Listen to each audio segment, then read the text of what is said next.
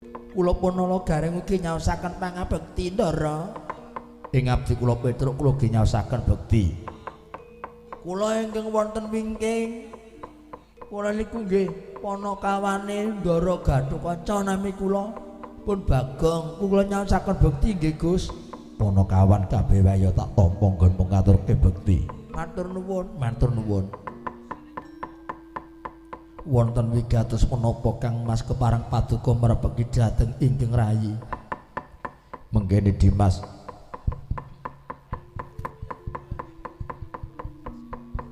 Nggonku praptana papan kene. Iki ana gandeng jenenge kelawan ilangi Siwa Semar Badranaya. Aku entuk wasitaning Bathara. Siwa Semar bisa bali ana kareng gedempel nanging ana syarate. Syaratipun menapa?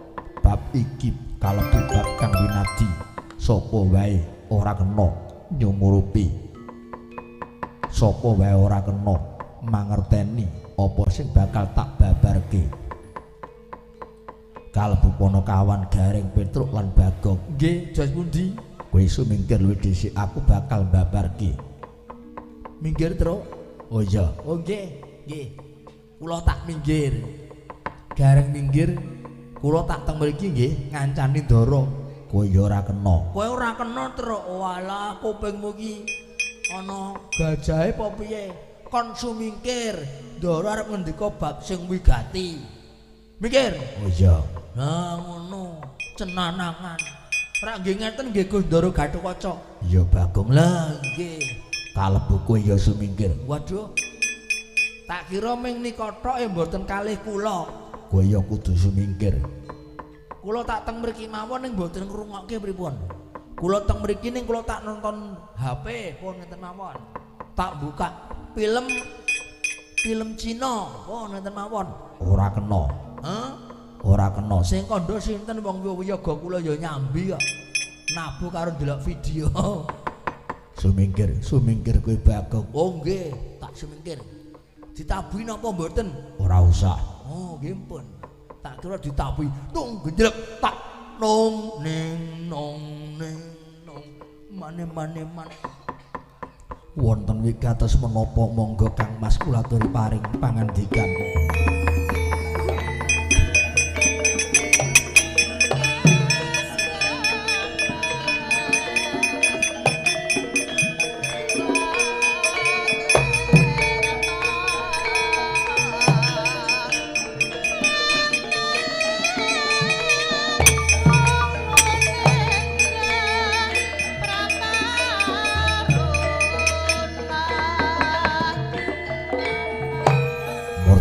Siwa Semar Badranaya bisa timbul bisa bali ana kareng gedempel nanging ana syarate. Syaratipun menapa pun kakeng nampa wasitaning Bathara. Syarate kuwi kudu nganggo pangorbanan wujud getih setetes.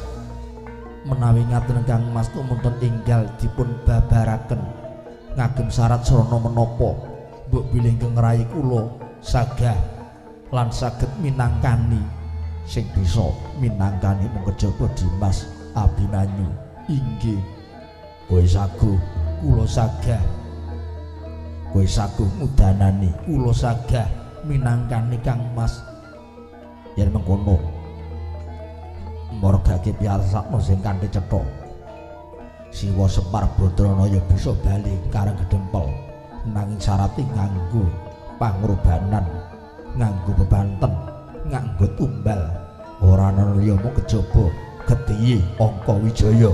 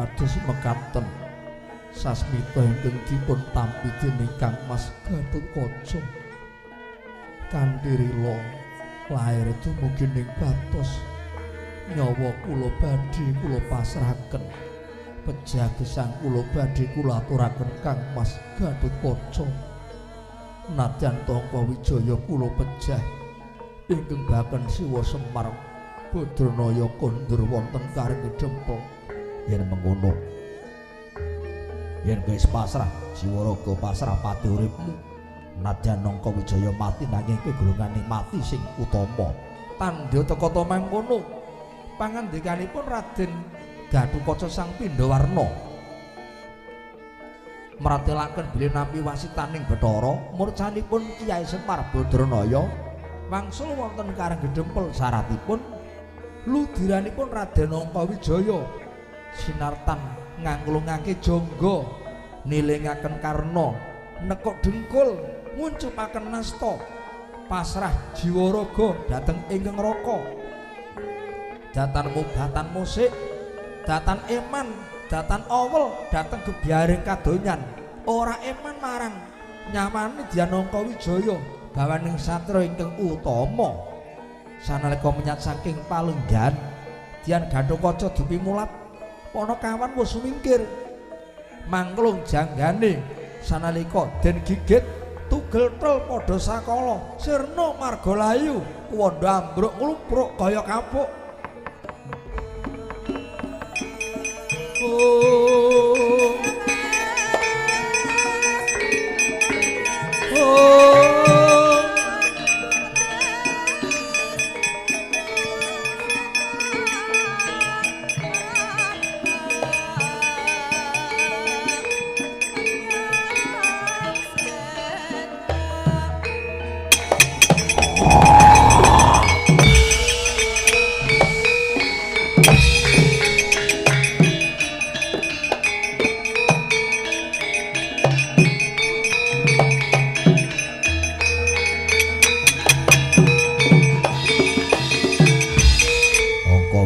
mati Panakawan kabeh wae aja aluk kilangan Abimanyu mati sing mateni Gatotkaca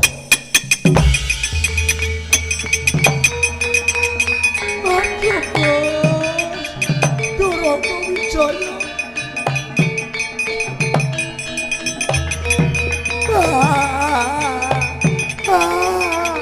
pripun waduh pripun Gus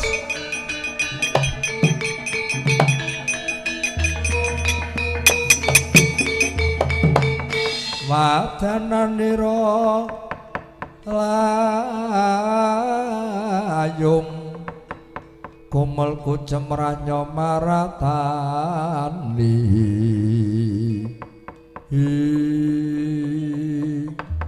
walah Tok iki piye Tok kok dadi kaya ngene Tangka Wijaya kok dadi ambruk mongko pedhot janggane getihe nyembur-nyembur aku ya gumun kok reng awake dhewe mau ora didhawuhi kon sumingkir sing ana ming Ndara Gathut karo Tangka Wijaya cetha iki sing mateni Ndara Gatotkaca sik sabar terus sabar ini harus ditata loh jangan grusah-grusu nanti mundak keliru wong ndomok wong kuwi harus ada saksi bukti dan pengakuan ana seksine ora ana buktine ora mlaku ana bukti tanpa seksi ora jalan seksi bukti ning ora ngakoni ora dadi ning nyatane cetha sing ana mung Ndara Gathut karo Tangka Wijaya piye iki Gong nek digawa nang puskesmas piye ora ana sing buka doktere do ora praktek do prei malam ni setu do ora ana sing piket ya wis nek umpama digawa ning rumah sakit umum pasiennya penuh apa wong mutaber karo wong demam berdarah geger pokoknya iki rumah sakit nganti do kantu pasiennya do ning latar ya wis nek ngono golek dalan padang golek banyu bening tak tuh gelem ora sapa matane percaya lho Pak wong mertamba ki kudu percaya arep wong pinter sundulangen nek wis ora percaya ora mandi. Sapa Gong? Goleki Mbah Kasena. Mbah Kasena. Mbah Kasena ki kon ngopo wong kaya wong peteng dhewe uripe kok madangke wong liya piye? Oh alah lha kok ora percaya ora mandi wong ora percaya. Ya nek goleki Mbah Kasena. Mbah Kasena sapa Gong? Mbah Kasena kono dhuwur munggah kuwi omahe dhuwur pucuk gunung. Iso nambani kok ngeyel kae duwe aji-aji nek nambani wong ming didamu. Upamane lara panas ming didamu Bu ilang panase. Upamane wong lara mumet didamu Bu ilang mumete. Lah nek upamane wong lara untu didamu Bu ilang untune. Ayo ilang untune maksude ilang penyakite untu. Oh ilang lara untu lho ora kok ilang untune. Aku ora percaya wis ora mandi. Wis nek ngono iki bangkene Ndara tak gendonge tak matur sinuwun Puntadewa. Ayo Truk sinuwun ngaturaken ketiwasan sinuwun.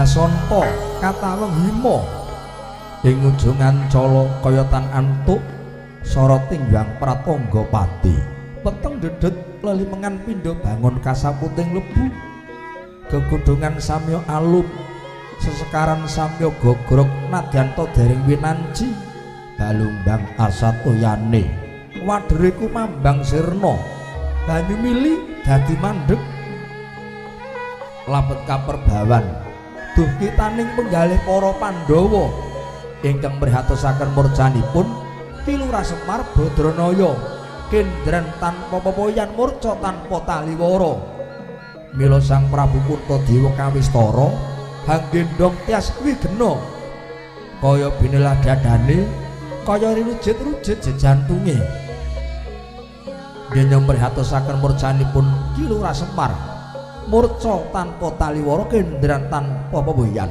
mangkon alon cipta wirengganira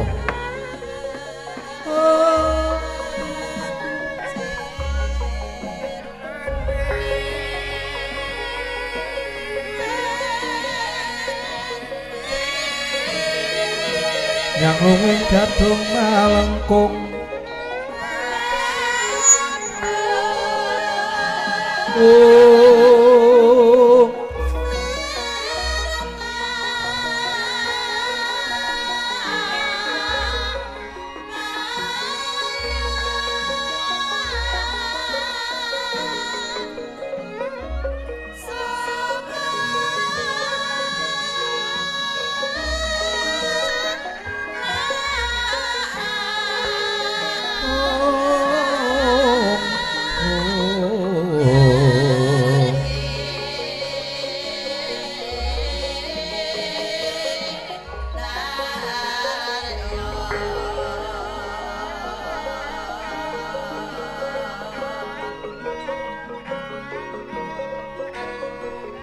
Pindha sekaring kesmarukmi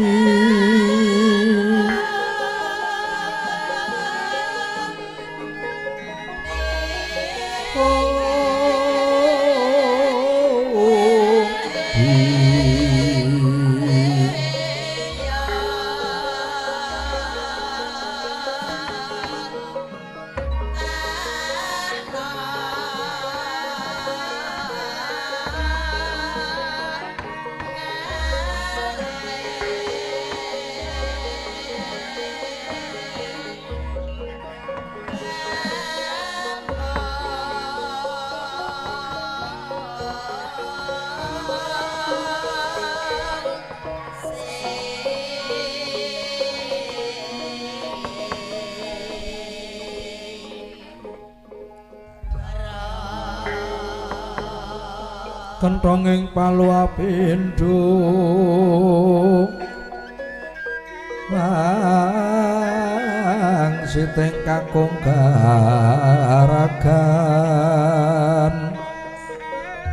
hanjra sabdaning sata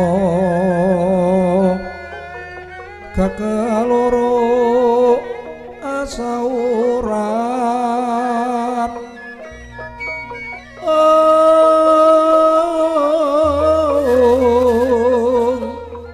samono panmeh rahina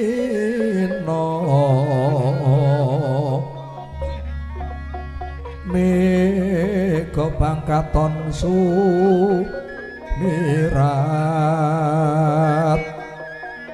lir netraning sari rapuh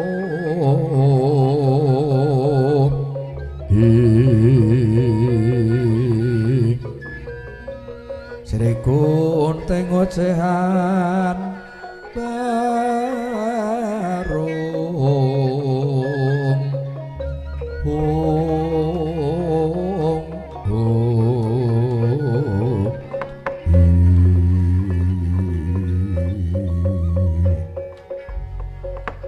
kadangipun Kakang Yayi Werkudara Dimas Janaka lan Yayi Kembar wis ngancik madya candra ilangi Kakang Semar Badranaya ilang tanpa ketandha kandhe murcane Kakang Nayantaka temah dadi gegering wong sak negara Ngamarta akeh lara kang madal saliring usada among tani uripe mung sambat-sambat ketula-tula ketali jalaran Palawija wiji pari ora bisa tuwa ngrembaka awit katrak ama bundes wereng lembing kungking walang sangit lemah padha nela bumi padha mlethek sumur padha asat kali apa dene kalen banyune padha mampet tuk ora ana kang padha mili merga disebabke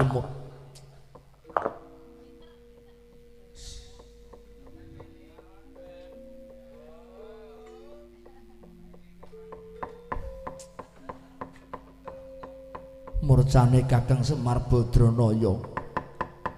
Wah, kowe kang nyekel panguwasa dadi ratu, kudune nyebar telik sandi golek banyu bening golek dalan padang. Wis ora kurang sawijapa pun Kakang nggone budidaya. Parandene cabar gagar wigar tanpa karya. Kepareng munjuk atur Koko Prabu Puntadewa, Dimas Sedewa maturapa. Menawi budidaya sampun angupadi murcanipun Kakang Semar kok mboten wonten sulak pepadang kantun masrahaken kemawon dhateng panguwasipun Hyang Widiwasa. Bilih menungsa gesang menika ing sepisan dipun dawuh supados budidaya ewa semanten pepesen kagunganipun Gusti Ingkang Hakarya Loka. Menawi sampun dipun pasrahaken kok paripaksa Kakang Semar mboten wangsul. Mbok bilih menika sampun kinudrat dening Gusti Ingkang Hakarya Loka. Saranane wong yen luhung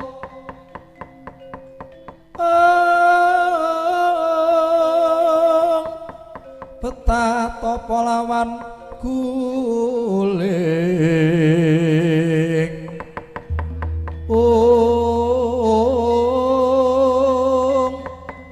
elinga solajat mika yen wacana kudu manis yen wacana kudu manis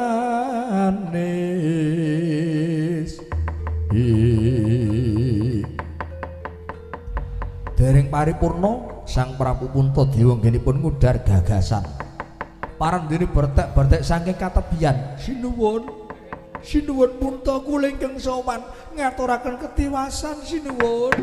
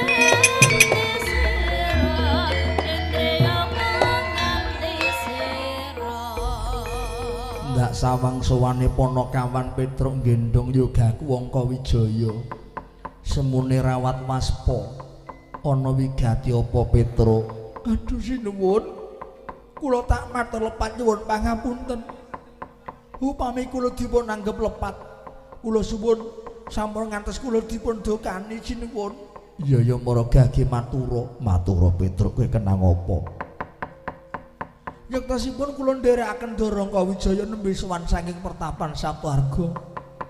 Nembe kemawon dumugi wonten sak tengahing wana pinanggih kalih Ndara Gatotkaca. Dawuhipun kula kaliyan Gareng Bagong dipun dawuhi sumingkir badhe ngendika bab ingkang winadi. Menika magepokan kaliyan murcanipun Bapak Semar. Iya. Kula sumingkir. Saksamene kula sumingkir wontenipun namung Ndara Gatotkaca kaliyan Darangka Wijaya. Kirang priksa ingkang njenipun paring pangandikan bab perkawis menapa dumadakan Darangka Wijaya pedhot gulunipun nyemprot-nyemprot ludiranipun Ndara Gatotkaca sakalian sumbar Panakawan aja lok kelangan Angkawijaya mati sing mateni aku. Kula ngaturaken bangkenipun kula ngaturaken kuwandhanipun Ndara Angkawijaya sinuwun.